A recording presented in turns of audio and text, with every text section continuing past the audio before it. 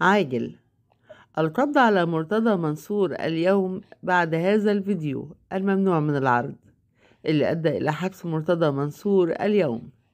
انهيار وجنون مرتضى منصور على وزير الشباب والرياضة وعلى قرار القاضي، ويسبه على الهواء، ويستغيث أيضا برئيس الجمهورية، ويطالب بإقالة أشرف صبحي وزير الشباب والرياضة.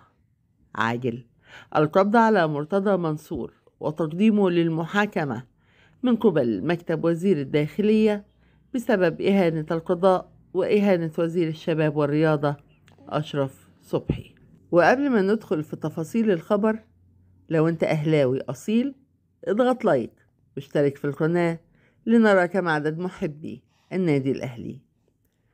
انهيار وجنون مرتضى منصور اليوم بعد قرار وزير الشباب والرياضة بالتسريع في تطبيق حكم عزل مرتضى منصور وحبسه من يعرقل هذا القرار. ولكن جنون مرتضى منصور يا سادة، وطالب بعمل حملة باسم تمرد ضد وزير الشباب والرياضة والقضاء، وتوقيع أعضاء مجلس الإدارة لعودته مرة أخرى لنادي الزمالك.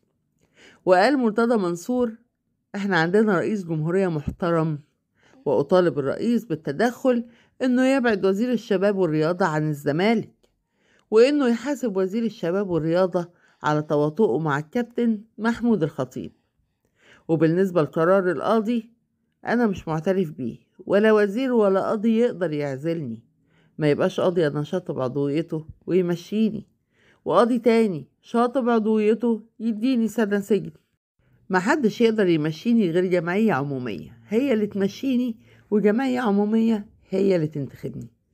ايه الفوضى اللي انا شايفها دي؟ فوضى في القانون اللي يسقط ويعزل رئيس مجلس الإدارة الجمعية العمومية اللي جابته. لا قاضي ولا 10 ولا 20. انا ما قلتش لحد ينتخبني. انا من 92 وانا رئيس النادي ل5 دورات. من كنتوا جمعية عمومية وانتوا اللي تمشوني، مش قاضي ولا وزير.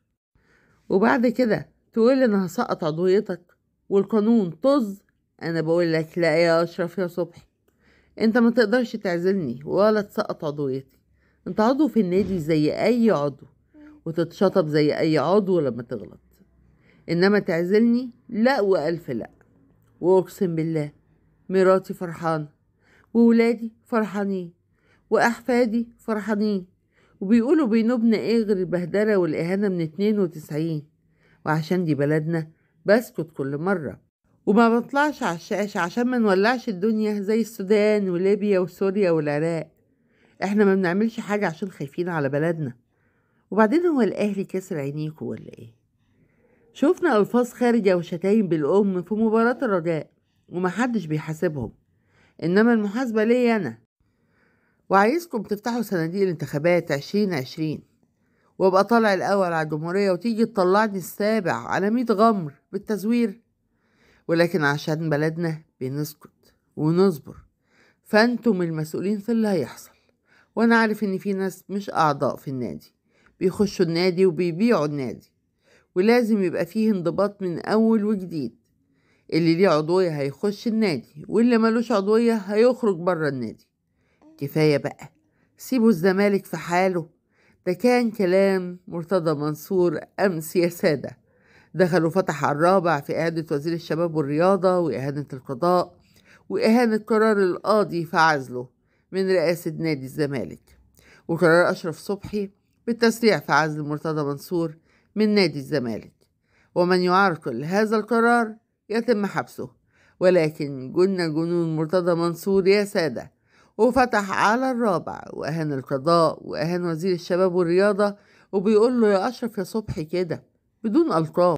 وبيقول أنا اللي عازل القاضي اللي حبسني، وأنا اللي شاطب عضوية القاضي اللي جاي بيعزلني. محدش يقدر، وانتم الأعضاء لنادي الزمالك، والجمعية العمومية هي اللي تجيبني وهي اللي تمشيني. فتم القبض على مرتضى منصور وتقديمه للمحاكمة الآن بسبب إهانته للقضاء وإهانته لوزارة الشباب والرياضة والوزير. ونتمنى يا رب المرة دي مرتضى منصور يخش السجن وما يخرجش. كده يبقى وصلت حلقتنا. نتمنى دعمكم للقناة واشتراكك في القناة وتفعيل زر الجرس عشان يوصلك كل جديد. شعارنا صلي على الحبيب قلبك يطيب، وندعم بلايك للفيديو عشان نعرف كم عدد محبي سيدنا محمد لنا يوم القيامة، ونعرف كم عدد محبين النادي الأهلي. أستودعكم الله الذي لا تضيع ودائعه، والسلام عليكم ورحمة الله.